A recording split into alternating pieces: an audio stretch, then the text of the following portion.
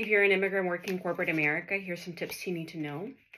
Number one, find out ways to showcase that you're excited about what your company actually does. So figure out what your company is really good at or what you really like about your company.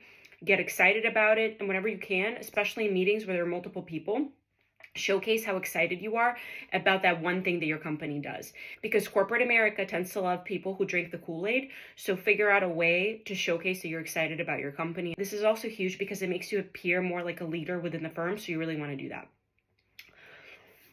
Number two, find your mentors and your allies. So look within your organization. So maybe people above your boss or your boss's peers.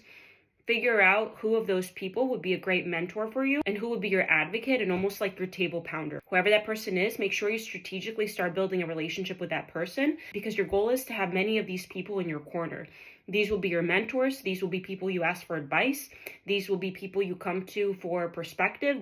These will also be people you can come to in case something goes wrong in your department. Figure out who those people are, get to know those people. Think of those people as your currency. The more people you have, the better it is for you and the more safer you are within the organization. Number three, look for opportunities to provide your unique perspective. So because you're an immigrant, use that unique background to your advantage. Use that to highlight perspective that maybe other people haven't thought about. For example, in my prior experience or my prior company, we did the same thing this way and this was the benefit of that. I really think that could work here. Make sure you're always using your unique background as an asset for you versus something that you're trying to hide or trying to diminish or trying to not showcase as much because you're trying to fit in. Number four, whenever you meet with people within your organization, always start out the conversation focusing on the things that both you and the other person agree on.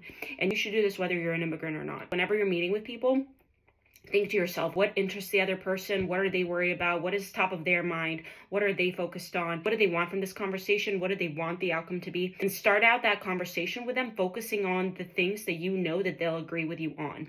This will get the other person on your side much earlier on. Even if you're meeting with them to disagree with them or tell them something they don't want to hear, if you start out your conversations focusing on things that you and the other person agree on, I guarantee you'll set yourself up for a lot more success than if you go into that discussion focusing straight on the things on which you don't align. And number five, no matter how great you do your job, always think through, how does the organization value my success here?